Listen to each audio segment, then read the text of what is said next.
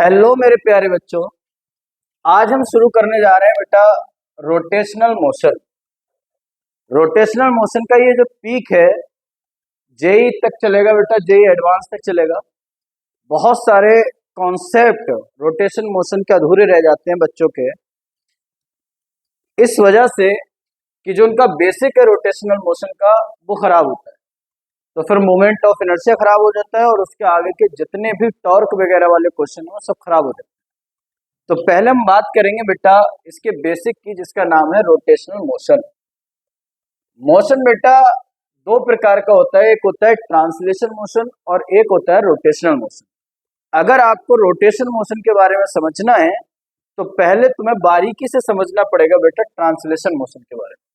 अब translation motion क्या होता है आइए जरा समझते हैं।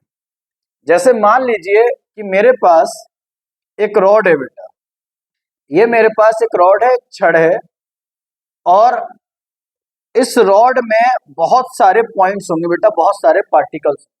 जैसे मान लीजिए मेरे पास रॉड है जो मैंने बोर्ड पे बनाई है, ये वही रॉड है जो मेरे हाथ में है, और इसमें बहुत सारे पॉइंट्स हैं, बहुत सारे पार्टिकल से मिलकर ये रॉड बनी है। यहाँ पर पार्टिकल है, यहाँ पर पार्टिकल है, यहाँ पर पार्टिकल है, बहुत सारे पार्टिकल्स हैं। इन बहुत सारे पार्टिकल से मिलकर ये रॉड बनी। तो मैं समझाता हूं तुम्हें कि रॉड ट्रांसलेशन मोशन कब करेगी। तो ट्रांसलेशन मोशन का एनसीईआरटी ऐसे समझाता है कि किसी रॉड पे या किसी ऑब्जेक्ट पे या किसी छड़ पर जितने भी पार्टिकल मौजूद होते हैं बेटा, जैसे एक पार्टिकल में यहाँ पर चूज कर रहा हूँ ए, एक पार्टिकल में यहाँ पर चूज कर रहा हूँ बेटा बी, एक पार्टिकल में यहाँ पर चूज कर रहा हूँ बेटा सी, एक पार्टिकल में यहाँ पर चूज कर रहा हूँ बेटा डी, और एक पार्टिकल में यहाँ पर चूज कर रहा हूँ बेटा ए। इन सबका नाम रख देता हूं मैं ए बी सी डी और ये ए। बहुत सारे पार्टिकल होंगे, इतने पार्टिकल होंगे कि अल्फाबेट भी कम हो जाएंगे, लेकिन मैं कुछ पार्टिकल्स को यहाँ पर रख रहा हूं ताकि तुम ये समझ सको कि ट्रांसलेशन मोशन बॉडी कब करती है। अब ये कह रहा है कि जब ये बॉडी बच्चों को, ये रॉड है, इस रॉड को अगर मैं इसके सेंटर ऑफ मास पे फोर्स लगाऊं, कहां पर फोर्स लगाऊं बेटा? सेंटर ऑफ मास पे। तो इसका सेंटर ऑफ मास कहां पर होगा सर? मैंने कहा बीच में कहीं पर इसका सेंटर ऑफ मास होगा। अब अगर मैं बीच में फोर्स लगाऊंगा तो ये बॉडी इस सेंटर ऑफ मास की वजह से सीधी बिल्कुल इस तरीके से चलेगी, जैसे कि ये इस तरीके से जा रहे हैं।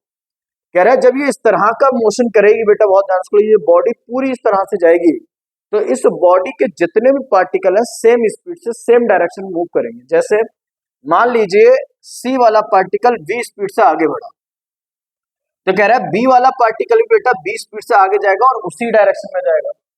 ए वाला पार्टिकल भी उसी स्पीड से उसी डायरेक्शन में आगे बढ़ेगा, देखो इस तरीके से, और डी वाला पार्टिकल भी बेटा उसी स्पीड से जाएगा, ई वाला पार्टिकल भी उसी स्पीड से जाएगा। इस रॉड पे मौजूद जितने भी पार्टिकल हैं, ये सारे के सारे पार्टिकल बेटा इतनी ही स्पीड से आगे ट्रांसलेट कर जाएंगे, जिसको हम बोलते हैं ट्रांसलेशन मोशन। क्या बोलते हैं बेटा? Translation motion. आइए मैं इसकी एक पहचान और बताता हूँ। पहली पोजीशन ये थी, इस पोजीशन को मैं बोल रहा हूँ बेटा पोजीशन नंबर 1। थोड़ी देर के बाद में ये रॉड बेटा तुम्हें यहां पर दिखाई देगी कुछ इस तरह से कि रॉड ट्रांसलेट करके अपने कोऑर्डिनेट चेंज करके यहां पर आ गई। अब जब ये रॉड बेटा अपने कोऑर्डिनेट चेंज करके यहां पर आई, तो जो ए वाला पार्टिकल था, वो ए वाला पार्टिकल आगे तुम्हें कुछ यहां पर दिखाई देगा, आगे तुम्हें कुछ ये रॉड का ए वाला पार्टिकल यहां पर दिखाई देगा बेटा, बी वाला पार्टिकल आपको यहां पर दिखाई देगा, सी वाला पार्टिकल बेटा आपको यहां पर दिखाई देगा, डी वाला पार्टिकल बेटा आपको यहां पर दिखाई देगा, ई वाला पार्टिकल बेटा आपको यहां पर दिखाई देगा। तो पता ये चलेगा कि पहली पोजीशन में जो पार्टिकल्स यहां पर मौजूद थे पार्टिकल के, सेकेंड पोजीशन में वही पार्टिकल यहां पर आ गए। ए यहां आ गया, बी यहां पर आ गया, सी यहां पर आ गया, डी यहां पर आ गया, ई यहां पर आ गया। अब अगर तुम देख पा रहे हो तो जरा इसको समझो कि ए वाले पार्टिकल ने जो अपना पाथ बनाया है बेटा, जो उसका पाथ है, वो पाथ एक स्ट्रेट लाइन है। क्या है बेटा? वो पाथ एक स्ट्रेट लाइन को फॉलो करता है, जरा ध्यान से देखो। इसी तरह से ई वाले पार्टिकल ने जो अपना पाथ बनाया वो भी क्या है बेटा? वो भी स्ट्रेट लाइन है। यहां से एक बात समझ में ये आती है कि सर जितने भी पार्टिकल मौजूद होते हैं रॉड पे, और अगर बॉडी ट्रांसलेट कर रही है, अगर बॉडी ट्रांसलेशन मोशन में है, तो उस पे मौजूद जितने भी पार्टिकल है मेरे बच्चे, वो सारे के सारे पार्टिकल किस में जाएंगे बेटा? ट्रांसलेशन मोशन में आगे बढ़ेंगे, और उनका जो पाथ है बेटा वो पैरेलल टू ईच अदर रहेगा। पैरेलल टू ईच अदर का मतलब होता है ये वाली लाइन इसके पैरेलल रहेगी, ये वाली लाइन इसके पैरेलल रहेगी, ये वाली लाइन इसके पैरेलल रहेगी, ये वाली लाइन इसके पैरेलल रहेगी। मतलब जितनी भी लाइंस बनेगी ये कभी भी एक दूसरे को इंटरसेक्ट नहीं करेंगे in case of translation motion. अगर ये ट्रांसलेशन मोशन में है तो जितने भी पार्टिकल हैं उन सारे पार्टिकल्स के जो पाथ बनते हैं वो पाथ एक दूसरे से बेटा कैसे रहते हैं, पैरेलल रहते हैं। तो ये नोट पॉइंट यहाँ पर लिखेंगे बेटा, हम ऐड करेंगे ट्रांसलेशन मोशन के लिए। इन ट्रांसलेशन मोशन किसमें बेटा, in translation motion all particles, क्या बेटा, all particles are in straight path. किसमें होते हैं बेटा ये सारे पाथ, स्ट्रेट पाथ। अभी आगे आप जब देखोगे रोटेशनल मोशन में तो ये नोट पॉइंट चेंज हो जाएगा। यहां पर ये कह रहा है कि ट्रांसलेशन मोशन में जितने भी पार्टिकल होते हैं बेटा रॉड पे वो सारे के सारे स्ट्रेट लाइन को पाथ को फॉलो करते हैं और एक दूसरे के पैरेलल रहते हैं and parallel to each other. क्या बोलेंगे बेटा, पैरेलल टू ईच अदर। बहुत ध्यान से देखेंगे, एक दूसरे के पैरेलल रहते हैं। जैसे ए वाले का जो पाथ है वो बी वाले के पैरेलल रहेगा, बी वाले का पाथ सी वाले के पैरेलल रहेगा, सी वाले का पाथ डी वाले के पैरेलल रहेगा और ऐसे ही ये सारे के सारे पार्टिकल मूव करते हैं। अब चलते हैं बेटा ट्रांसलेशन मोशन, रोटेशनल मोशन पे। सर हमारा टॉपिक क्या है, रोटेशनल मोशन है, बिल्कुल सही बात है। रोटेशनल मोशन से पहले ट्रांसलेशन मोशन क्यों पढ़ा हमने, मैं आपको बताता हूं बेटा। कभी कभी क्या होता है, किसी चीज को समझने के लिए हमें उसका अपोजिट कंपोनेंट को समझना पड़ता है। अगर तुम समझ पा रहे हो कि किसी चीज की डेफिनेशन को समझना और वो टफ है तो पहले जो उसका अपोजिट है उसकी डेफिनेशन को समझ लो, वही उससे कंपेयर करा के उसकी डेफिनेशन को डिफाइन कर देगा। जैसे रोटेशनल मोशन की अगर मैं बात करूं तो सर रोटेशनल मोशन क्या होता है, आओ मैं समझाता हूं। जैसे मान लो बेटा ये वही रॉड है मेरे पास जो अभी ट्रांसलेट कर रही थी, जो ट्रांसलेशन मोशन में थी। अब मैं इस रॉड को कुछ इस प्रकार से मूव कराता हूं, ध्यान से देखो। मान लीजिए रॉड है मेरे पास और ये रॉड सेंटर से फिक्स है। सेंटर से फिक्स होने का मतलब, सर मैंने एक रॉड ली और इस रॉड के सेंटर पे कील गाड़ दी। क्या गाड़ दी बेटा, कील। जैसे ये मेरी रॉड है, बहुत ध्यान से देखें, इस रॉड को मैंने यहां पर लिया और इस रॉड के सेंटर पे, कहां पर बेटा, इस रॉड के सेंटर पे, बहुत ध्यान से देखना खिजरान, इसके सेंटर पे मतलब यहां पर मैं यहां पर क्या करूंगा, इसकी कील गाड़।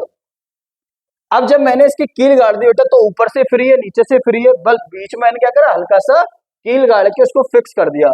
जब मैं कील गाड़ूंगा तो मैंने यहाँ पर एक्सिस ऑफ रोटेशन बना दी। क्या बना दी बेटा, एक्सिस ऑफ रोटेशन। अब सोचो क्या होगा, अगर मैं यहाँ पर फोर्स लगाऊं, अगर मैं यहाँ पर फोर्स लगाऊं तो क्या ये इसके अबाउट ऐसे घूमेगी, बोलो हाँ या ना। अरे बोलो मेरे बच्चों, कैसे घूमेगी बेटा, ये इस तरह से घूमेगी कि नहीं घूमेगी।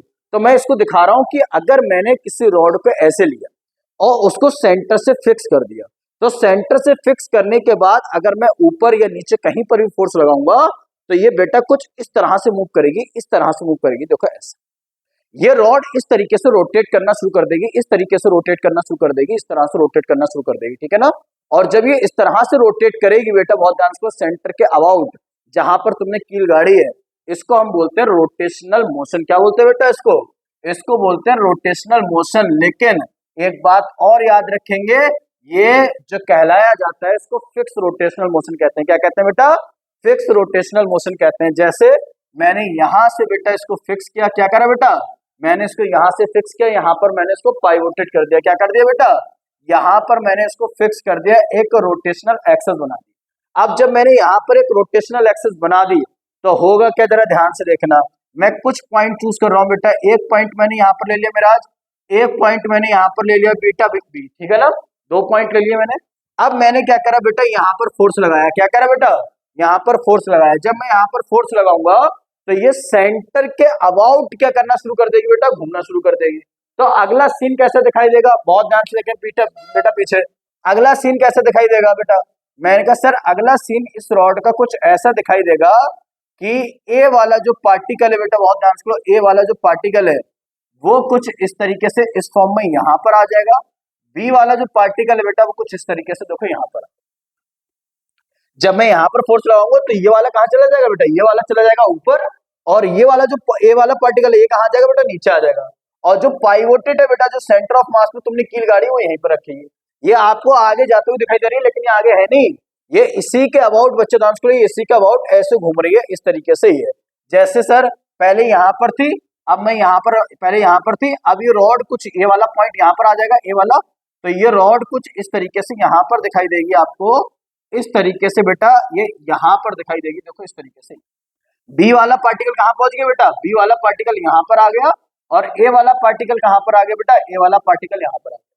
फिर अगला सीन कैसा होगा सर इसका, कह रहा है अगला सीन इसका दोबारा से ये होगा कि ए वाला पार्टिकल घूम, बी वाला पार्टिकल कहाँ चला जाएगा, एक ही जगह पे, तो बी वाला पार्टिकल यहाँ आ जाएगा घूम के, और ए वाला पार्टिकल कहाँ आ जाएगा बेटा, ए वाला पार्टिकल बी की जगह पे आ जाएगा। तो इसका मतलब ये है कि सर ये अपने सेंटर के अबाउट, किसके अबाउट बेटा, ये अपने सेंटर के अबाउट इस तरीके से रोटेट करना शुरू कर देगी, इस तरीके से रोटेट करना शुरू कर देगी। अगर तुमने नीचे फोर्स लगाया है तो इसका रोटेशन ऐसा होगा, अगर तुमने बेटा ऊपर फोर्स लगाया है तो इसका रोटेशन ऐसा होगा, इस तरीके से, ठीक है ना।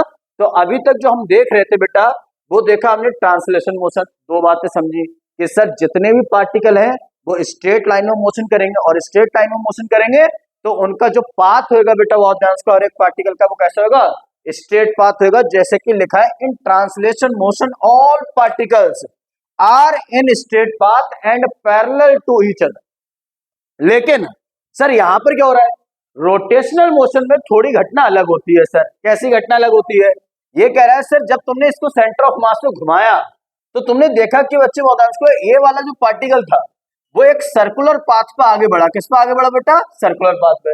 बी वाला अगर तुमने ध्यान से देखा तो बी वाला भी एक सर्किल बना के आगे गया, तो पता ये चला कि रॉड अपने अबाउट जितने भी पार्टिकल हैं उनको सबको एक सर्कुलर पाथ पे घुमाएगी, किस पे घुमाएगी बेटा, सर्कुलर पाथ पे। जैसे एक जनरल पॉइंट ले लेता हूं बेटा मैं सी, सोचो पहले ये सी कहाँ रहा होगा बेटा, यहाँ पर रहा होगा, अब ये सी यहाँ पर है, थोड़ी देर के बाद में ये सी यहाँ आ जाएगा, फिर उसके बाद में यहाँ आ जाएगा, फिर उसके बाद में यहाँ आ जाएगा, फिर उसके बाद में यहाँ आ जाएगा, और इस तरीके से ये क्या करेगा, अपनी एक अलग रेडियस का एक सर्किल बना लेगा। जिससे एक बात समझ में आती मेरे प्यारे बच्चों, क्या बात समझ में आती सर, इन रोटेशनल मोशन, क्या बेटा, in rotational motion, rotational motion में, in rotational motion all particles are in circular path, किसमें होते बेटा, ये सर्कुलर पाथ में होते हैं, किसमें होते बेटा, सर्कुलर पाथ में। तो मेरे प्यारे बच्चों दो बातें तुम्हारे समझ में आ गई, एक ट्रांसलेशन मोशन और एक रोटेशनल मोशन, ठीक है ना। अब हम चलते हैं कंबाइंड पॉइंट पे, बहुत ध्यान समझ, जहां पर बॉडी सर फिक्स ना हो, सवाल सुनना, जहां पर बॉडी फिक्स ना हो, हमने उसको सेंटर ऑफ मास से फिक्स नहीं किया, अब रोटेशन भी कराना है और ट्रांसलेशन भी कराना है, तो इसको हम बोलते हैं कंबाइंड मोशन। क्या बोलते हैं बेटा इसको, combined translation and rotational motion, ठीक है ना। तो जो कंबाइंड ट्रांसलेशन और रोटेशनल मोशन होता है वो कैसे दिखाई देगा, और मैं समझाता हूं। जैसे मान लो मेरे पास यहां पर, बहुत ध्यान से, मान लो मेरे पास यहां पर एक रॉड है बेटा, ये वही रॉड है जो मेरे पास पहले थी, ठीक है ना। तो मैंने यहां पर ये रॉड ले ली बेटा, और इस रॉड को आप फिक्स नहीं किया कहीं से भी, ठीक है ना, ये फ्री रॉड है, ऊपर से भी, नीचे से भी, और बीच में से, हर जगह से फ्री। अब मैं क्या करता हूं बेटा, बहुत ध्यान से, मैंने कहा सर इसके कुछ पॉइंट में यहां पर चूज कर रहा हूं, ध्यान से देखना, एक पॉइंट मैंने ले लिया ए, एक पॉइंट मैंने ले लिया बी, और एक पॉइंट मैंने ले लिया सी, और अब मैं इस पर फोर्स जो है बेटा वो सेंटर ऑफ मास से हटकर लगाता हूं, ऊपर या नीचे, सेंटर ऑफ मास से मैं उसकी लाइन से, सेंटर ऑफ मास की लाइन से नीचे लगा दे रहा हूं फोर्स, या फिर ऊपर लगा दे रहा हूं। फिर इसका मोशन देखते हैं, कह रहा है सर अगर आपने यहां मोशन, यहां फोर्स लगाया, या आपने यहां पर फोर्स लगाया, तो ये क्या करेगा बेटा, इस तरीके से रोटेट करना शुरू कर देगा, क्योंकि ये फिक्स नहीं है तो ये आगे भी बढ़ेगा, मतलब एक्स डायरेक्शन में जाएगा। तो सर कैसे दिखाई देगा, कह रहा है सर कंबाइंड जो मोशन है वो ऐसा दिखाई देगा कि मान लो ये डंडा है मेरे पास, तो दो तरह का मोशन, पहला मोशन मैंने तुम्हें दिखाया ये कि ये पूरा डंडा इस तरीके से जा रहा है, ऐसे पूरी रॉड इस तरीके से आगे पीछे इस तरीके से जा रही है, देखो ये। दूसरा मैंने तुम्हें दिखाया कि रोटेशनल मोशन अगर फिक्स होता है, सिर्फ रोटेशनल मोशन होता है, तो ये है सिर्फ रोटेशनल मोशन, जरा ध्यान से देखो, ये इसको मैं बोल रहा हूँ सिर्फ रोटेशनल मोशन। इसका मतलब ये है सर, इसको मैं बोल रहा हूँ प्योर ट्रांसलेशन, इसको मैं क्या बोलूंगा बेटा, इसको मैं बोलूंगा प्योर ट्रांसलेशन मोशन, इसको मैं क्या बोलूंगा, प्योर ट्रांसलेशन। इसको मैं बोलूंगा बेटा प्योर रोटेशन, इसको मैं क्या बोलूंगा, प्योर रोटेशन। जरा ध्यान से देख लो ये। अब आता है हमारे पास कंबाइंड। कंबाइंड में ये कह रहा है सर यहाँ पर ट्रांसलेशन भी रहेगा और रोटेशन भी रहेगा, तो कैसा, ध्यान सुनो। जैसे ये डंडा है तो इस डंडे को मैं अगर इस तरीके से थ्रो कराऊं, इसको मैं अगर इस तरीके से फेंकूं तो ये ऐसे जाएगा, जरा ध्यान से देखो, इस तरीके से आगे बढ़ेगा। कैसे आगे बढ़ेगा बेटा, ये इस तरीके से आगे बढ़ेगा। फिर से देखो, इस तरीके से देखो, ये इसमें क्या हुआ बेटा, बहुत ध्यान से, जो पार्टिकल्स हैं वो सारे पार्टिकल्स रोटेशन फॉर्म में तो हैं, लेकिन जो बॉडी है वो आगे की तरफ भी शिफ्ट हुई। बॉडी का आगे की तरफ शिफ्ट होना ट्रांसलेशन मोशन है, और बॉडी पे उपस्थित जितने भी पार्टिकल रोटेट होकर आगे बढ़ रहे हैं, रोटेट होकर आगे बढ़ रहे हैं, वो है मेरे पास रोटेशनल मोशन। इसका मतलब ये है सर, अगर इस रॉड में ट्रांसलेशन मोशन और रोटेशनल मोशन दोनों है तो ये किस तरीके से मोशन करेगी, जरा ध्यान से देखना। सर अगर मैंने इसको इस तरीके से फेंका, इस तरीके से फेंका, तो जो ए वाला पार्टिकल तुम्हें दिखाई दे रहा है वो थोड़ी देर के बाद में ये रॉड इस फॉर्म में होगी। देखो इस फॉर्म में ये ऐसे दिखाई, इस रॉड का अगला फेस ऐसा होगा बेटा, जरा एग्री करो मुझसे। ए वाला यहां पर होगा, बी वाला यहां पर होगा, सी वाला बेटा यहां पर होगा। उसके बाद में अगला फेस बेटा उसका कुछ इस तरीके का होगा, देखो ध्यान से, ऐसा। यहां पर बेटा ए वाला यहां होगा, बी वाला यहां पर होगा, और सी वाला बेटा यहां पर होगा। फिर उसके बाद में बेटा बहुत ध्यान से, उसके बाद में अगला जो फेस होगा वो कहां पर होगा। सर अगला फेस इसका हो सकता है इस तरीके का, ऐसा हो कि यहां पर आ जाए बेटा बी वाला, यहां पर आ जाए बेटा सी वाला, और यहां पर आ जाए बेटा ए वाला। उसके बाद में सर अगला फेस क्या होगा, उसके बाद में अगला फेस ये होगा कि रॉड इस तरीके से होगी, ए वाला पूरी तरीके से ऊपर चला गया होगा बेटा, देखा इस तरीके से ही है। यहां पर पहले क्या था, जरा चेक करें, ये घूम रहा था तो बी वाला अब यहां पर पहुंच गया होगा, सी वाला यहां पर आ गया होगा, और ए वाला बेटा यहां पर। इस तरीके से ये रॉड बेटा बहुत ध्यान से ट्रांसलेशन फॉर्म में और रोटेशनल फॉर्म में आगे बढ़ रही है। पहले यहां से यहां गई बेटा, फिर यहां आई, फिर यहां आई, और फिर यहां, और इस तरीके से घूमते हुए बेटा आगे बढ़ती चली जाएगी। इस मोशन को हम क्या बोलते हैं, इस मोशन को बेटा हम बोलते हैं कंबाइंड। बहुत ध्यान से, क्या बोलते हैं बेटा इसको हम बोलते हैं combined translation motion, combined translation. बहुत ध्यान से बेटा, combined translation plus rotational motion. देखो ये इस तरीके से। तो सर इसमें पार्टिकल कैसे पाथ बनाते हैं, आओ मैं समझाता हूं।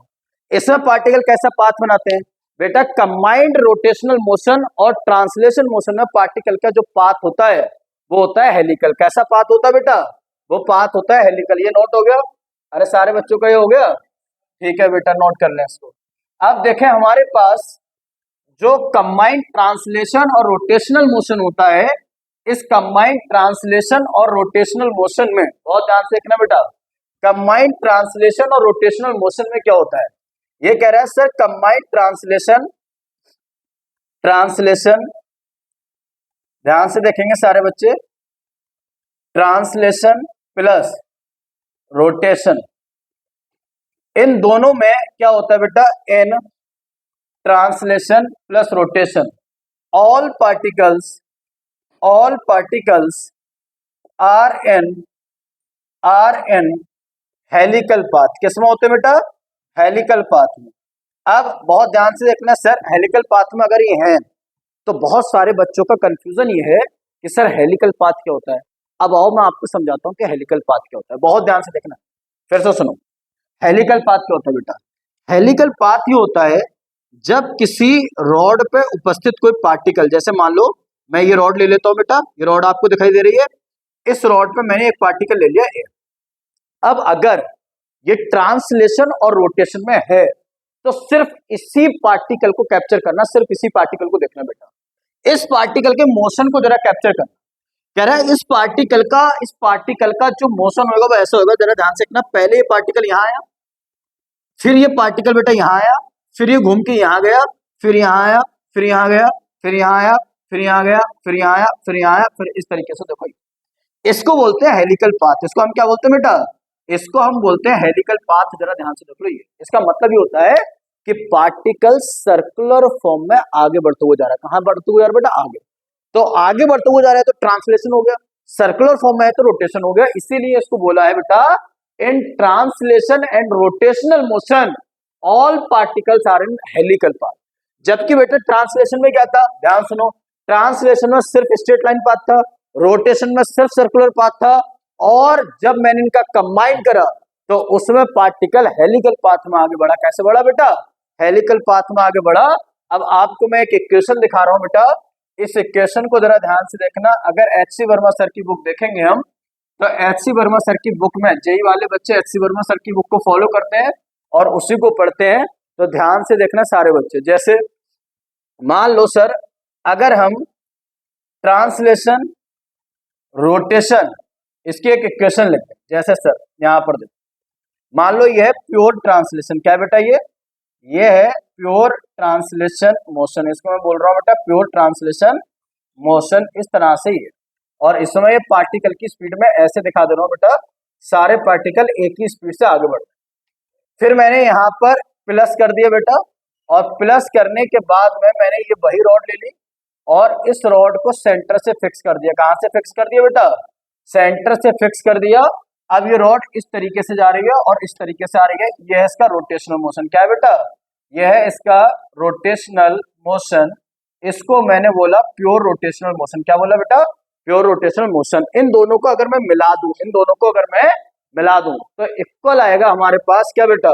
इक्वल आएगा हमारे पास ट्रांसलेशन मोशन, ट्रांसलेशन प्लस में आ जाएगा बेटा रोटेशन। क्या आ जाएगा प्लस में बेटा? प्लस में आ जाएगा रोटेशनल। इन दोनों का जो कंबाइंड होगा वही आ जाएगा।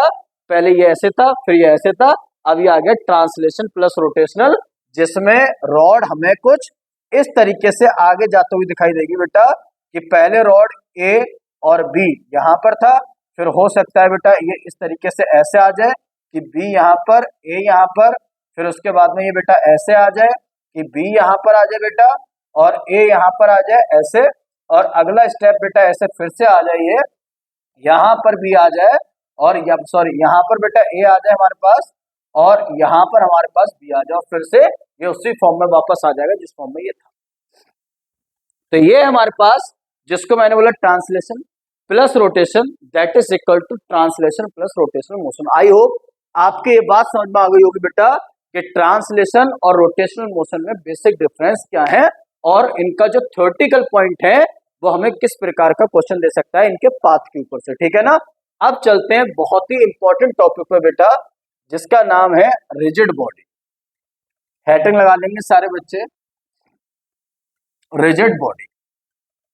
आइए समझते हैं बेटा, जेई एडवांस में रिजिड बॉडी से जो क्वेश्चन आता है वो किस तरह का क्वेश्चन होता है। ठीक है, तो सारे बच्चे ध्यान से देखेंगे बेटा, हमारे पास एक टॉपिक है जिसका नाम है रिजिड बॉडी।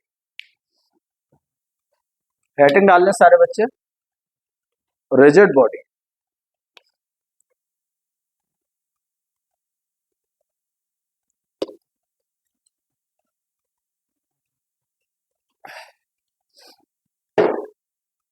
हाँ, आ जाए मेरे प्यारे बच्चे, इधर देखने सारे बच्चे, rigid body.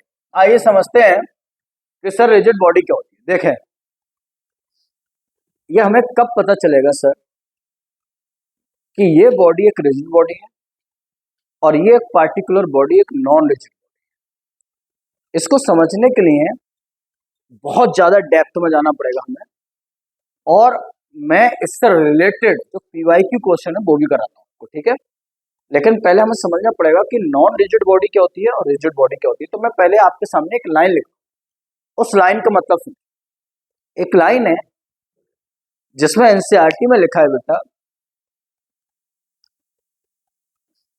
Separation between two particles in a body is constant, this body is called rigid body. मतलब सर इस लाइन का क्या मतलब है? इस लाइन का मतलब यह है कि अगर कोई बॉडी रिजिड बॉडी है तो वो किसी भी फॉर्म में मोशन करे, चाहे वो ट्रांसलेशन करे, चाहे वो रोटेशन करे, चाहे वो कंबाइंड फॉर्म में, लेकिन उसके ऊपर मौजूद जो दो पार्टिकल हैं, उन दोनों पार्टिकल के बीच की जो सेपरेशन है वो हमेशा कांस्टेंट रहे, वो कभी भी घटेगी नहीं, ना ही वो कभी बढ़ेगी। इसको हम बोलते हैं रिजिड बॉडी। क्या बोलते हैं बेटा इसको? Rigid body. आप फिर से ध्यान सुनो, क्या बेटा ये कह रहा है कि सर किसी बॉडी पर उपस्थित दो पार्टिकल, किसी बॉडी पर उपस्थित दो पार्टिकल के बीच की सेपरेशन जब कांस्टेंट रहती है किसी भी फॉर्म में, वो चाहे कैसा ही मोशन करे, अगर वो कांस्टेंट है तो इसका मतलब ये बेटा कि वो बॉडी एक रिजिड बॉडी। मैंने बोला सर तो पहले हमें नॉन रिजिड बॉडी के बारे में समझाओ। मैंने कहा आओ समझाता हूँ। सबसे पहले बेटा रिजिड बॉडी को समझने के लिए आइए हम समझते हैं नॉन रिजिड बॉडी को। किसको बेटा? नॉन रिजिड बॉडी को जरा ध्यान से देखेंगे। सर मान लो यहां पर मेरे पास एक स्प्रिंग है जो M1 मास से बंधा हुआ है। बेटा किससे बंधा हुआ है?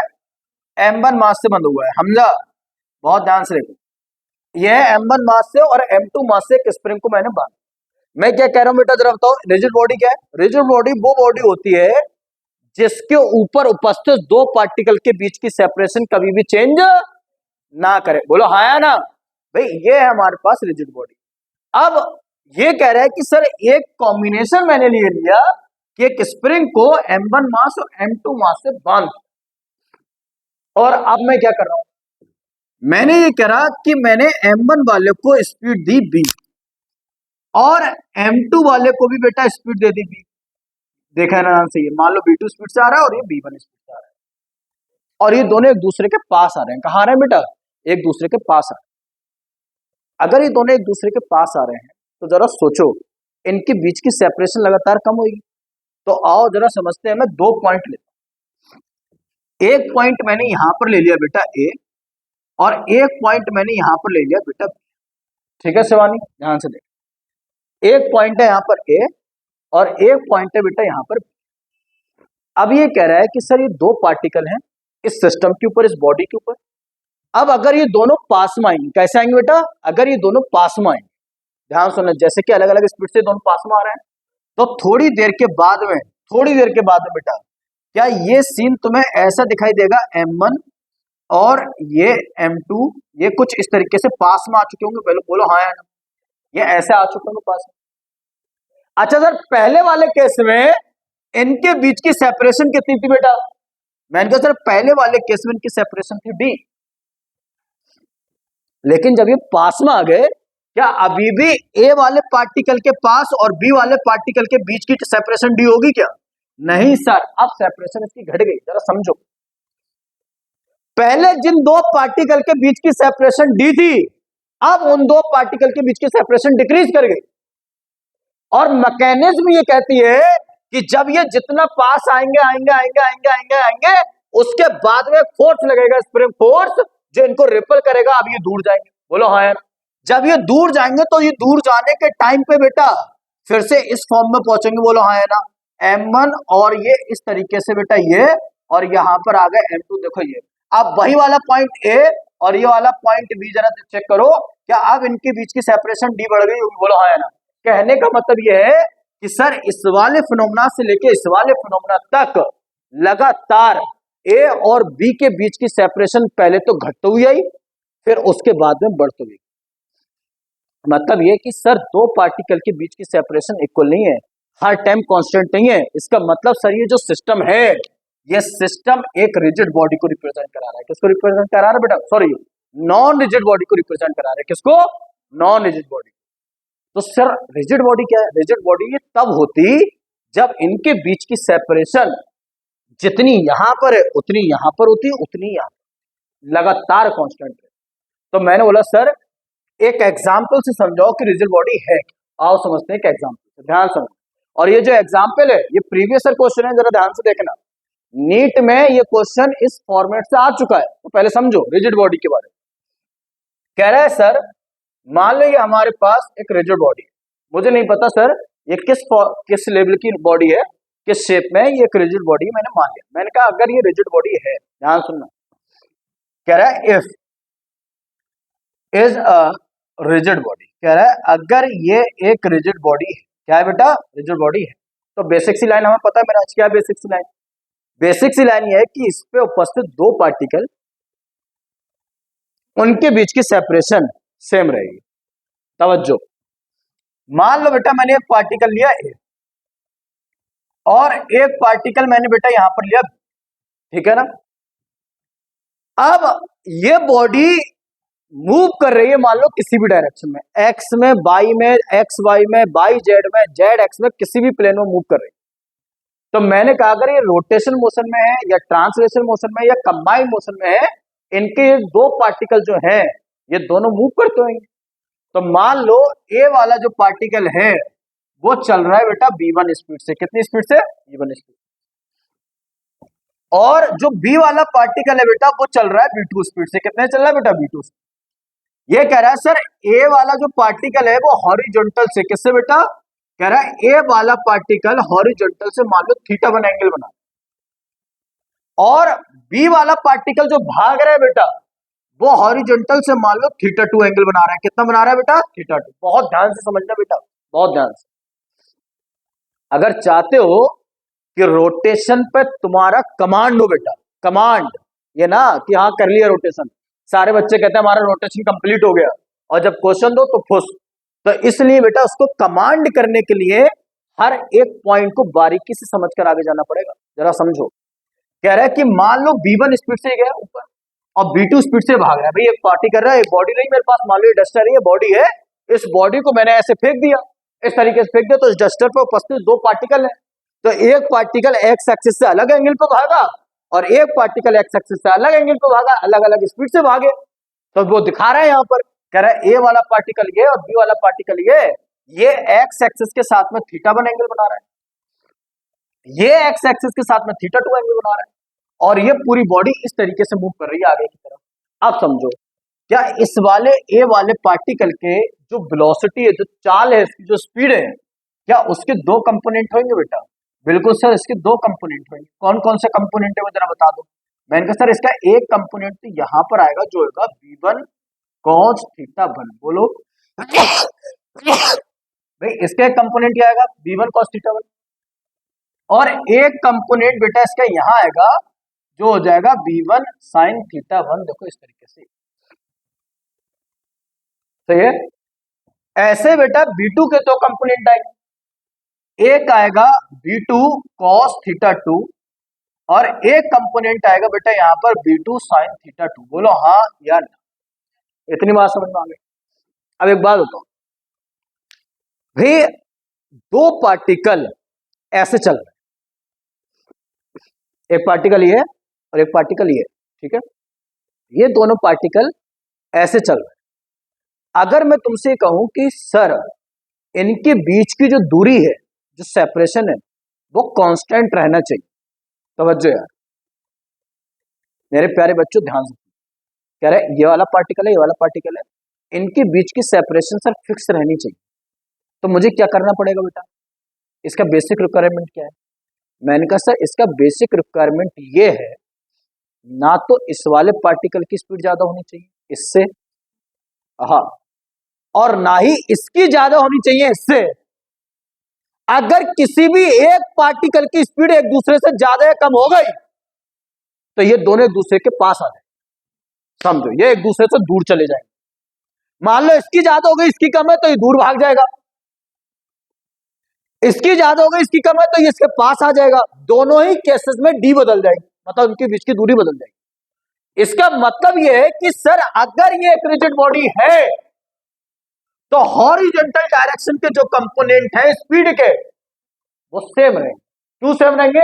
क्योंकि सर इनके बीच की दूरी को फिक्स रखने के लिए, इनके बीच की दूरी को फिक्स रखने के लिए ये दोनों पार्टिकल 5 मीटर पर सेकंड की अगर स्पीड से चल रहे हैं तो ये 5 मीटर पर सेकंड की स्पीड से ही चलेंगे। अगर एक की स्पीड भी कम या ज्यादा होगी तो इनके बीच की जो सेपरेशन है वो वेरिएबल हो जाएगी, वो घट जाएगी या फिर बढ़ जाएगी। इसलिए फॉर अ रिजिड बॉडी, बहुत ध्यान समझना, फॉर अ रिजिड बॉडी में एक जो फॉर्मूला जरूरत ध्यान से लिखना, for a rigid body, rigid body के लिए v1 cos θ1 बराबर होगा बेटा v2 cos θ2 के। क्या ये फॉर्मूला तुम्हारे समझ में आया? पहले अगर मैंने हॉरिजॉन्टल डायरेक्शन की वेलोसिटी को सेम नहीं रखा तो बेटा दोनों के बीच की जो सेपरेशन है वो या तो घट जाएगी या फिर बढ़ जाएगी, और दोनों ही केसेस से रिजिड बॉडी से बाहर हो जाएगी। क्यों? क्योंकि नॉन रिजिड बॉडी में बीच की सेपरेशन घटती बढ़ती रहती है, लेकिन रिजिड बॉडी में नहीं घटती। मतलब इन दोनों का कंपोनेंट हमें सेम रखना पड़ेगा। अब आओ मैं एक क्वेश्चन देता हूं, जरा ध्यान से देखना। एक क्वेश्चन से बात को समझते हैं। क्या क्वेश्चन में कह रहा है? Body is a rigid body. क्या है बेटा? बॉडी जो है वो एक रिजिड बॉडी है, और अगर ये रिजिड बॉडी है then find then find V2, हमसे V2 फाइंड करा रहा है, ठीक है ना। बॉडी देख ले, इसकी बॉडी क्या है बेटा, ये कह रहा है एक पार्टिकल यहां पर है जो चल रहा है हमारे पास v1 इजिकल टू 10 मीटर पर सेकेंड की स्पीड से, और एंगल बनाना है बेटा ये 30 डिग्री। एक पार्टिकल यहां पर है B, ये A है, ये चल रहा है बेटा V2 स्पीड से, और यहां पर इसका जो एंगल है बेटा ये है 60 डिग्री। कितना है बेटा, 60 डिग्री। अब वो हमसे कह रहा है V2 फाइंड करो, साथ में उसने हमसे ये बोला है कि ये जो बॉडी है, ये बॉडी एक रिजिड बॉडी। अब अगर ये बॉडी एक रिजिड बॉडी है तो हमें पता होना चाहिए कि इनके बीच की सेपरेशन बदलेगी नहीं, और इनके बीच की सेपरेशन तब नहीं बदलेगी जब इसका हॉरिजॉन्टल कंपोनेंट और इसका हॉरिजॉन्टल कंपोनेट बराबर हो। तो मैंने बोला सर यहां पर हम लगा देंगे formula v1 cos θ1 v2 cos θ2। v1 की वैल्यू कितनी बेटा 10, cos θ1 की वैल्यू कितनी cos 30 की वैल्यू कितनी होती है बेटा √3/2। कितनी होती है बेटा √3/2। That is equal to v2 find करना है अपनों को। cos θ2 मतलब 60 डिग्री, 60 डिग्री की वैल्यू कितनी होती है 1, 2 से 2 कैंसिल हो जाएगा बेटा, मतलब 1/2 हो जाएगा, तो 2 से 2 कैंसिल हो जाएगा। v2 का वैल्यू कितना आ जाएगा बेटा 10√3 मीटर पर सेकेंड। इसका मतलब सर ये है कि अगर कोई बॉडी रिजिड होती है, रिजिड बॉडी होती है तो उसके साथ में हमें ये फिनोमेना लगाना पड़ता है, तब जाके हमारा आंसर निकल कर आता है। आई होप तुम्हारे समझ में आया होगा बेटा कि रिजिड बॉडी क्या होती है और नॉन रिजिड बॉडी क्या होती है। Finally end of the end हमारे पास सिर्फ 2 लाइनें हैं, और 2 लाइनें वो ये है, अगर कोई बॉडी रिजिड है मेरा बच्चा तो उनके बीच में जो सेपरेशन है वो फिक्स रहेगी। 2 पार्टिकल्स के बीच की सेपरेशन, 2 पॉइंट्स के बीच की सेपरेशन फिक्स रहेगी। और अगर बॉडी नॉन रिजिड है तो बॉडी के ऊपर उपस्थित 2 पॉइंट या 2 पार्टिकल्स के बीच की सेपरेशन घट भी सकती है और बढ़ भी सकती है, वो निश्चित नहीं रहेगी, ठीक है ना। अब चलते हैं बेटा इस चैप्टर के सबसे अहम टॉपिक पे, जिसका इंतजार तुम्हें बहुत था। उस टॉपिक का नाम बेटा मोमेंट ऑफ इनर्शिया। ये जो टॉपिक है बेटा मोमेंट ऑफ इनर्शिया, यही वो टॉपिक है जो नीट से लेके जेईई एडवांस तक के क्वेश्चन बनाता है, ठीक है ना। ध्यान से समझेंगे सारे बच्चे। हमारे पास अब जो टॉपिक है, हेडिंग लगा लो सारे बच्चे, हेडिंग लगा लो।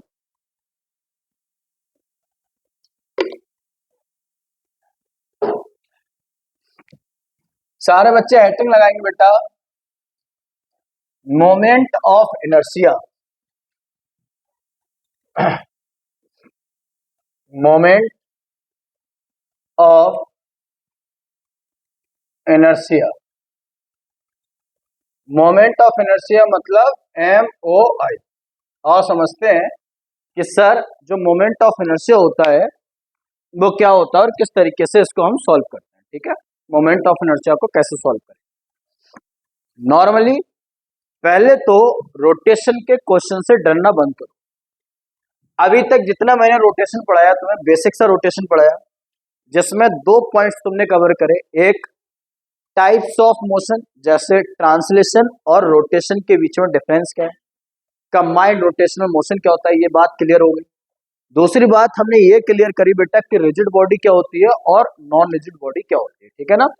अब हमारे पास इस चैप्टर का तीसरा पॉइंट है जिसका नाम है बेटा मोमेंट ऑफ इनर्शिया। और मैं समझाता हूं कि मोमेंट ऑफ इनर्शिया होता है क्या। देखें, सबसे पहले इसका जो लॉ है बेटा वो हमने पढ़ा है Newton's first law. Newton's first law में आपने पढ़ा होगा, अगर कोई बॉडी रेस्ट पे है तो वो रेस्ट पर रहेगी, अगर कोई बॉडी बेटा मोशन में है तो वो मोशन में रहेगी, जब तक कि उस पर कोई एक्सटर्नल फोर्स ना लगाया जाए। और इसी लॉ को फर्स्ट लॉ ऑफ न्यूटन के साथ साथ लॉ ऑफ इनर्शिया भी बोलते हैं। तो ये जो लॉ ऑफ इनर्शिया है वही न्यूमेरिकल डाटा जो रिप्रेजेंट कराता है वो हम यहाँ पर पढ़ेंगे, मतलब मोमेंट ऑफ इनर्शिया के फॉर्म। क्या होता है सर मोमेंट ऑफ इनर्शिया, मैं समझा। ये कह रहा है बेटा जब हम किसी फिक्स एक्सिस के अबाउट, मान लेते हैं हमारे पास एक एक्सिस और इस एक्सिस की जो नेमिंग है बेटा मैं कर दे रहा हूं बाई डैश। क्या नाम रख दिया बेटा मैंने इसका, बाई डैश। ये कोई एक्सिस रही, ठीक है ना। अब इस एक्सिस से बेटा मैं क्या करता हूं, कुछ छोटे मास को बांध देता हूं, ठीक है ना। बांधने का मतलब क्या है, जैसे मान लो मैंने इस एक्सिस, जैसे एक्सिस का मतलब क्या बेटा, जैसे कि पेन दिख रहा है, इस पेन से मैंने एक छोटा सा धागा लिया, उस धागे से बॉल ली छोटी सी और वो बांध दी। अब बांधने के बाद में मैंने क्या करा, इस पेन को घुमाना शुरू करा। तो जब मैं इसको घुमाऊंगा तो जो धागे से बॉल बंधी है वो बॉल भी इस पेन के चारों तरफ घूमना शुरू कर देगी अगर मैंने उसको इस तरीके से घुमाया। तो कह रहा है वो छोटा सा जो मास है वो भी इसके चारों तरफ क्या करेगा बेटा, वो भी इसके चारों तरफ घूमना शुरू कर देगा। तो ये कह रहा है कि मान लो मेरे पास एक क्या है बेटा, फिक्स एक्सिस है, इसको हम यहाँ पर बोलते हैं रोटेशनल एक्सिस। क्या बोलते हैं बेटा इसको? इसको मैंने यहाँ पर बोला रोटेशनल एक्सिस। ध्यान से देखेंगे सारे बच्चे।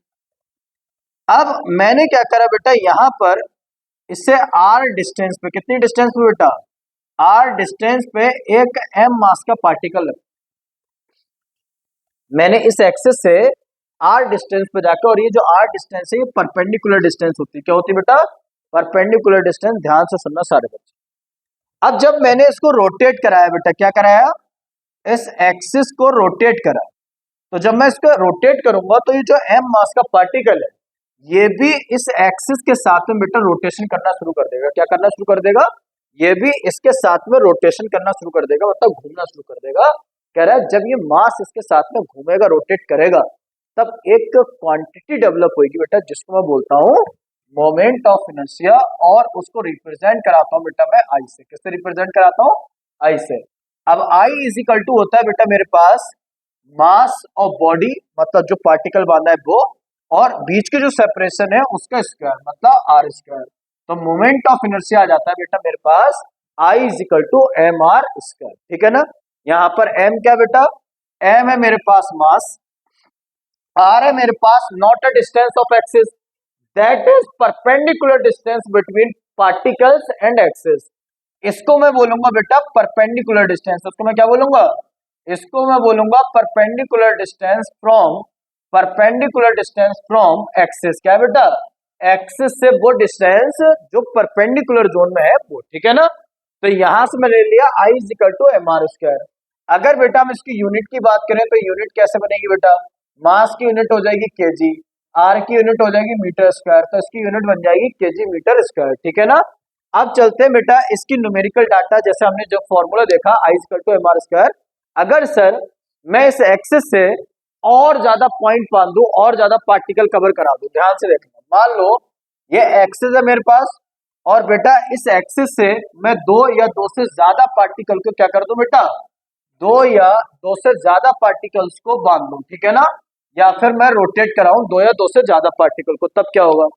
जैसे कह रहा है कि मान लो बेटा मेरे पास यहाँ पर यह है एक्सिस, ठीक है ना, और इस एक्सिस का नाम बेटा वही बाई बाई डैश, ठीक है ना, जिसका वॉट में निकाल। अब मैंने ले लिया बेटा इससे R1 सेपरेशन पे जाके एक पार्टिकल ले लिया M1 मास का, और R2 सेपरेशन पे जाके बेटा बहुत ध्यान से एक और पार्टिकल ले लिया बेटा M2 मास का। इसी तरीके से बेटा मैंने R3 सेपरेशन पे जाके एक और पार्टिकल ले लिया बेटा M3 मास का। इस तरीके से मैंने 3 मास पार्टिकल ले लिए, और भी मैं ले सकता हूँ, फिलहाल मैं यहाँ पर 3 से दिखा। अब मैंने इसको रोटेट कराया बेटा एक्सिस को। जब मैं इसको रोटेट कराऊंगा तो M1 वाला, M2 वाला और M3 वाला, ये तीनों इसके साथ में क्या करेंगे बेटा, रोटेट करेंगे। जैसे मान लो मेरे पास एक्सिस है, यहाँ पर एक पार्टिकल बना है, यहाँ पर एक पार्टिकल बना है, यहाँ पर एक पार्टिकल बना है। अब मैंने इसको घुमाया तो ये तीनों पार्टिकल क्या करेंगे बेटा, अलग अलग रेडियस पे इसके साथ घूमना शुरू करेंगे। तो कह रहा है कि मान लो सर ये घूमा और इसका मोमेंट ऑफ इनर्शिया है, सर ये रोटेट करेगा तो इसका मोमेंट ऑफ इनर्शिया हो जाएगा I2, और बेटा ये रोटेट करेगा तो इसका मोमेंट ऑफ इनर्शिया हो जाएगा I। तो इस तरीके से I1, I2 और I3 ये क्या कर रहा है बेटा, रोटेट कर रहा है। अजला कौन क्यों चला रही, उधर देखो पहले, यह I1, यह I2 और यह I3। कह रहा है जब ये चलाएगा तो इस तरीके से बेटा I1, I2 और यह I3 ये क्या करेंगे बेटा, इस एक्सिस के अबाउट घूमना शुरू कर देंगे।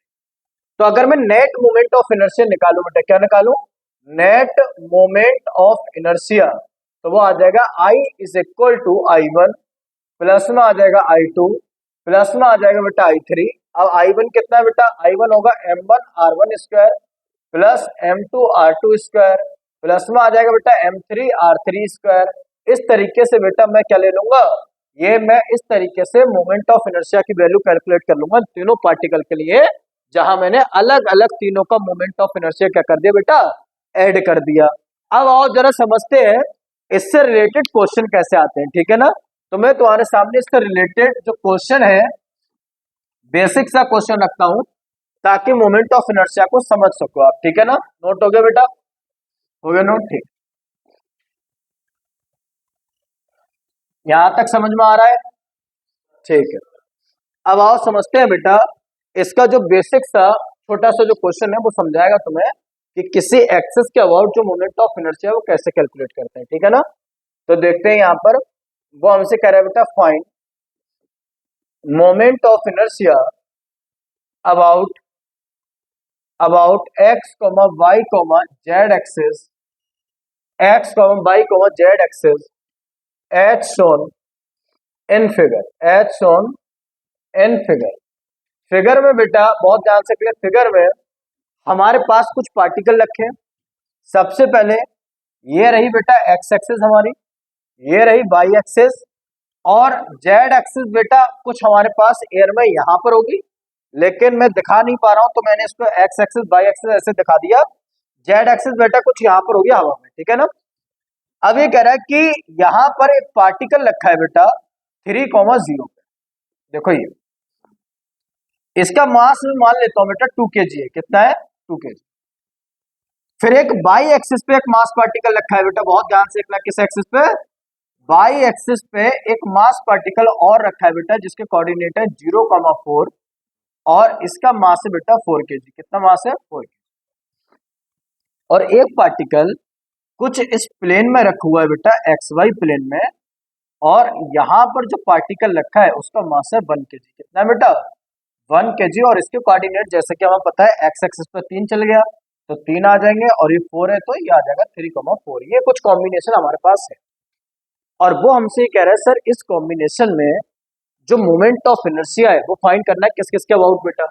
कह रहा है सर मुझे एक्स एक्सिस के अबाउट फाइंड करना है, वाई एक्सिस के अबाउट फाइंड करना है, और जेड एक्सिस के, मतलब आई एक्स फाइंड करना है बेटा मुझे, आई वाई फाइंड करना है बेटा मुझे, और साथ में आई जेड की वैल्यू फाइंड करना है, कुछ ऐसा। तो आओ पहले चलते हैं बेटा आई एक्स पे, ठीक है ना, कि सर आई एक्स कैसे फाइंड करेंगे।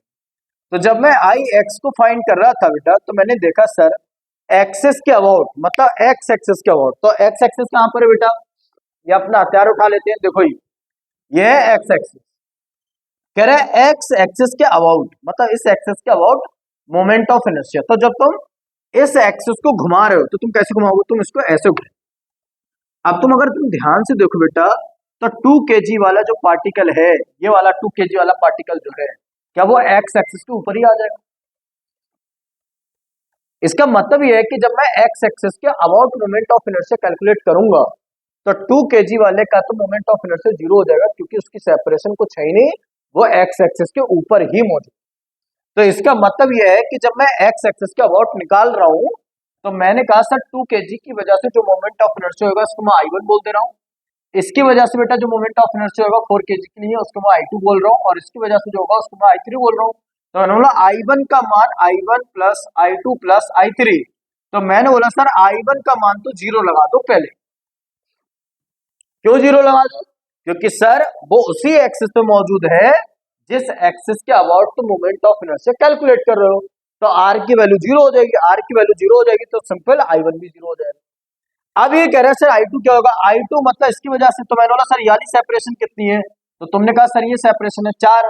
तो सबसे पहले तो मास होता है, तो मास कितना है 4, इनटू सेपरेशन कितनी है 4, तो 4 का स्क्वायर, प्लस सर I3 कितना है, मास कितना है बेटा 1, अब यहाँ पर सेपरेशन कितनी बेटा 4, तो 4 का स्क्वायर। अब इसको सॉल्व कर दिया तो 4 इंटू 4 का स्क्वायर कितना आ गया 16, प्लस 1 इंटू 4 का स्क्वायर कितना आ गया 16, ये आ जाएगा बेटा 64, प्लस ये कितना आ जाएगा बेटा 16, कैलकुलेट करूंगा बेटा कितना आ जाएगा, ये आ जाएगा 80, कितना आ जाएगा बेटा 80, मतलब एक्स एक्सिस के अबाउट जो वैल्यू आएगी बेटा वो कितनी आ जाएगी, वो आ जाएगी 80 kg metre square, that is moment of inertia about x axis. अब इसी प्रकार से बेटा मैं निकालता हूं बाई एक्सिस के अबाउट, किसके अबाउट बेटा, बाई एक्सिस के अबाउट। ये था फर्स्ट केस और ये आ गया हमारे पास सेकंड केस। बाई एक्सिस के अबाउट देखें, हाँ इधर देखें शिवानी, ये रहा बाई एक्सिस बेटा। अब जरा बताओ बाई एक्सिस के अबाउट जब मैं इसको करूंगा तो इसको मैं ऐसे घुमाऊंगा, तो जरा बताओ पार्टिकल कहां पर रखा है, पार्टिकल रखा है बाई एक्सिस पे, कौन सा वाला 4 kg वाला। क्या इस बार I2 की वैल्यू 0 हो जाएगी, बोलो हाँ। तो मैंने बोला सर अगर मैं आई वाई निकालूंगा तो फॉर्मूला वही है I1 plus I2 plus I3। क्या I1 का वैल्यू जीरो होगा इस बार? क्या I1 का वैल्यू जीरो होगा? अरे बोलो ना, क्या I1 का वैल्यू जीरो होगा? नहीं सर, I1 का वैल्यू इस बार होगा 3 मीटर की डिस्टेंस पे है और मास है इसका 2 kg। इसका मतलब ये आ जाएगा 2 इंटू 3 का स्क्वायर। क्या I2 जीरो होगा? हाँ सर, ये जीरो होगा। प्लस I3 कितना है बेटा? I3 बोले तो सर 1 kg और ये कितना है बेटा? 3। तो 1 इंटू 3 का स्क्वायर, तो ये आ जाएगा 2 इंटू 3 का स्क्वायर मतलब 9। ये जीरो हो गया बेटा, तो ये कितना आ जाएगा? 1 इंटू 3 का स्क्वायर मतलब 9। ये आ जाएगा 18 plus 9 that is equal to 27 kg metre square. ये आ गया बेटा वाई एक्सेस के अबाउट। किसके अबाउट आ गया बेटा? वाई एक्सेस के अबाउट, जो मुझे दिखाई। बोलो बात समझ में आ गई बेटा, हाँ या ना? अब चलते हैं सर जेड एक्सेस के अबाउट, जरा इसको समझ। जेड एक्सेस के अबाउट बेटा जब मैं फाइंड करूंगा यहाँ पर, तो पहले तो तुम ये समझो कि जेड एक्सेस है कहां पर, जरा देख। ये रहा जेड एक्सेस। अब जरा बताओ कौन सा मास ऐसा है जो जेड एक्सेस के अबाउट मोमेंट ऑफ इनर्शिया निकालने पर जीरो देगा? I1 I2 या I3 को जीरो देगा? नहीं देगा। बहुत बढ़िया बात बता रही है जरा देखो, यहाँ पर ना तो I1 की वैल्यू जीरो होगी, ना I2 की वैल्यू जीरो होगी और ना ही बेटा I3 की वैल्यू जीरो होगी। क्यों? क्योंकि सब इससे कुछ ना कुछ डिस्टेंस पे है। जैसे I1 वाला इससे 3 पे है, I2 वाला इससे 4 पे है और I3 वाला बेटा इससे कितनी डिस्टेंस पे? मैंने कहा सर इस वाली सेपरेशन पे। और ये सेपरेशन कितनी मेरे प्यारे बच्चों? मैंने कहा सर अगर ये 3 है ये 4 है तो पाइथागोरस से ये वैल्यू कितनी आएगी बेटा? 5 आएगी। कितनी आएगी बेटा ये वैल्यू? ये आएगी 5। परपेंडिकुलर लगा दो, रूट ऑफ 3 का स्क्वायर प्लस 4 का स्क्वायर मतलब 25, 25 का मतलब 5। तो इसका मतलब ये है सर, अगर मैं जेड एक्सिस के अबाउट मोमेंट ऑफ इनर्शिया निकालता हूं तो सबसे पहले तो ये आएगा। तो मैंने वाला I1 कितना है बेटा? I1 plus I2 plus I3, कोई भी जीरो नहीं है। तो I1 का वैल्यू कितना है बेटा? मैंने कहा सर वो है 2 इंटू 3 का स्क्वायर, तो 2 इंटू 3 का स्क्वायर प्लस I2 कितना है सर? 4 इंटू 4 का स्क्वायर। बहुत बढ़िया। I3 कितना है बेटा? मैंने कहा सर 1 इंटू 5 का स्क्वायर। देखो ये 1 इसका मास हो गया और डिस्टेंस इसकी 5 हो गई, तो 1 इंटू 5 का स्क्वायर। यहाँ आ जाएगा 2, 3 का स्क्वायर 9 प्लस 4 का स्क्वायर 16 प्लस 1 और 5 का स्क्वायर 25। ऐड कर लो बेटा इनको, तो ये कितना आ जाएगा? 18 प्लस ये कितना आ जाएगा? 64 प्लस ये कितना आ जाएगा बेटा? 25। ऐड करोगे तो कितना आएगा? 5 और 4 9, 9 और 8 कितना आ जाएगा बेटा? 17। तो 17 के साथ हो गए, बोलो हाँ है ना? फिर यहाँ पर आ जाएगा 2 और 4, 2 और 6 8, 8 और 1 9, 9 और 1 10, मतलब कितना आ रहा है बेटा? 160 kg मीटर स्क्वायर। बोलो बात समझ में आ गई या नहीं आ गई? बोलो हाँ है ना? मैंने बोला सर एक चीज और समझो, जब हम किसी बॉडी का moment of inertia x axis के अबाउट निकालते हैं और वाई एक्सिस के अबाउट निकालते हैं, तो उन दोनों का जो सम आता है वो जेड एक्सिस के अबाउट निकाले गए मोमेंट ऑफ इनर्शिया के बराबर होता है। सर क्या कहना चाहते हो? आओ मैं समझा। ये कह रहा है तुम्हें जेड एक्सिस का मोमेंट ऑफ इनर्शिया ऐसे कैलकुलेट करने की जरूरत नहीं थी अगर तुम्हारे पास एक्स एक्सिस के अबाउट था, वाई एक्सिस के अबाउट था, तो जेड एक्सिस के अबाउट आराम से निकाल देते। तुम क्या लगाकर बेटा? I z that is equal to I x plus I y. I x कितना आया था बेटा? कितना आया था? 80 और प्लस ये कितना आया बेटा? 27। ऐड करो कितना हो गया? 107 kg मीटर स्क्वायर। नहीं आया समझ में? मतलब अगर तुमने एक्स के अबाउट निकाल लिया है और वाई के अबाउट निकाल लिया है, तो जेड के अबाउट जो तुम निकालोगे वो इन दोनों का क्या आएगा बेटा? इन दोनों का सम आएगा। I z is equal to I x plus I y, मतलब 80 प्लस 27 मतलब 107 kg पर मीटर स्क्वायर, जो तुमने इस तरह से कैलकुलेट करके निकाला। तो ये था बेटा मेरे पास मोमेंट ऑफ इनर्शिया का बेसिक कॉन्सेप्ट। इसका toughest part moment of inertia का थोड़ा ब्रेक लेकर कराते हैं, जब तक इसको नोट कर लो और इसको समझ लो। Thank you.